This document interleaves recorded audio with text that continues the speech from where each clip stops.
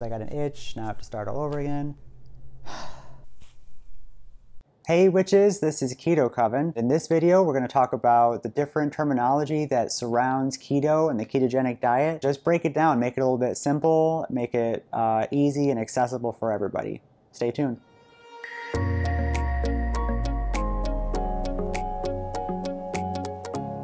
Okay, so keto is a big term and it's been surrounding the health and fitness industry for several years now, and it's everywhere. You've heard the lady down the hall talk about it in finance, good old Nancy from finance. Can't stand her. Well, keto has been around since the 20s or 30s, and little known fact that it used to help people that had epilepsy and would lessen their frequency of seizures. But now, fast forward, we also find out it has many other benefits besides that, including weight loss, energy, cognitive functionality. There's a lot of other benefits, and we'll get into that in a different video. But today I just wanted to talk a little bit about the terminology behind keto and just the basic, understanding of what these terms mean, because they are everywhere and it can get confusing. I know I was overwhelmed by a lot of information when I first started keto. So we're just going to break it down a little bit today and talk about the basic terms. So some people try to shy away from the word keto diet. They don't like the word diet associated with keto. I'm fine with it. I mean, I kind of like to tell people that it is kind of like a lifestyle change. It is a way of changing your mentality about food and your relationship with food. But the keto diet, if you hear that, it is a diet, plain and simple. I'm not going to lie to you. So when you hear a keto diet, it's just a way of eating that will change your body into a state of ketosis, which also leads us into our second term.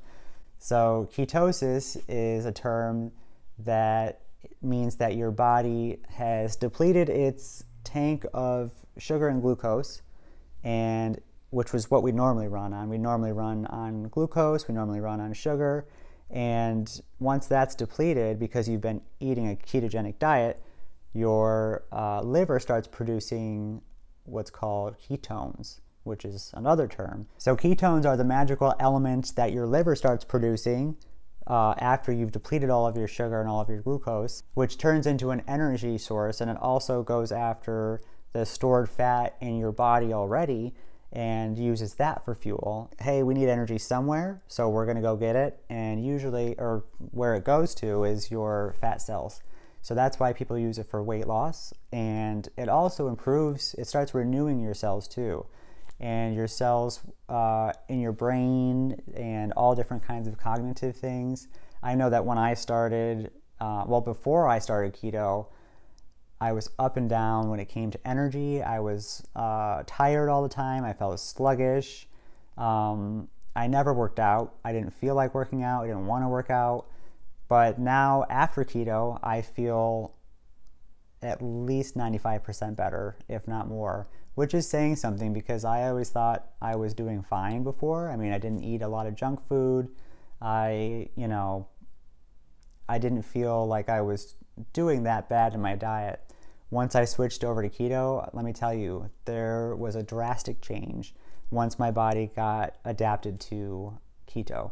So fundamentally, the keto diet is just about changing the way you eat, less sugar, no sugar, and less carbs, but you increasing some healthy fats into your diet. And once you incorporate those fats, that's also good for energy as well, because the fat you'll use as dietary fuel, and when it's done with that, it'll go after your body fat for fuel too. So people have had huge success on this diet. I also think that there are many more benefits to keto than just the weight loss, and that's why I've decided to start this channel. That's why I wanted to teach other people how and why and when of keto, and also intermittent fasting, which we'll get into in another video as well. Because I believe that there are a lot of other benefits rather than just weight loss, and although it does really help in that area as well. Another term you might be hearing floating around the keto community is macros, and macros just stands for macronutrients, and to break it down really easily, it's just a percentage or an amount of, fats and carbohydrates and proteins and stuff like that. It's all over the place. I mean, the general rule is that you want 70% of healthy fats, and then you want some protein, and then you want some less carbohydrates. Those fluctuate, depending on the person. I remember in the beginning I was like very religious about it and like, oh my gosh, I have to figure out what percentage of this and this and that.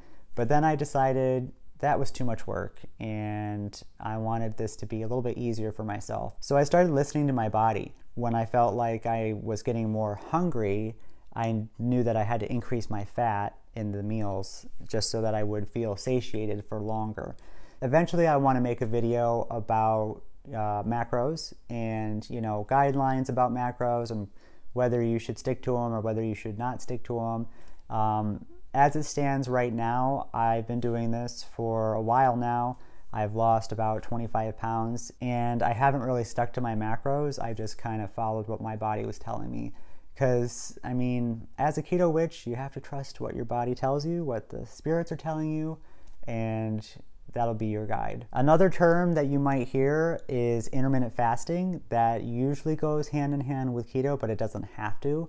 Intermittent fasting is not for everybody. What that means is that you eat for a certain amount of time or a window of time, and the rest of the hours of the day is spent not eating or fasting. So fasting has been around for ages and ages and ages. It's usually used by religious groups, or previously has been used by religious groups, but now we're finding that there are a lot of other benefits to intermittent fasting or fasting in general that can really help renew your body, renew your cells, and also help with weight loss and even cognitive function as well, because you are putting yourself into a state of ketosis. So intermittent fasting is another one of those terms. It's something that I practice as well, and hopefully I'll share a little bit more about my story with intermittent fasting. And one last term I wanted to cover for today is called OMAD. It's actually an acronym. It's for 1 meal a day. You'll see that a lot in different posts. And basically all that means is that these people, whoever does OMAD, takes intermittent fasting and reduces it down to 1 meal. So they're just literally eating 1 meal a day.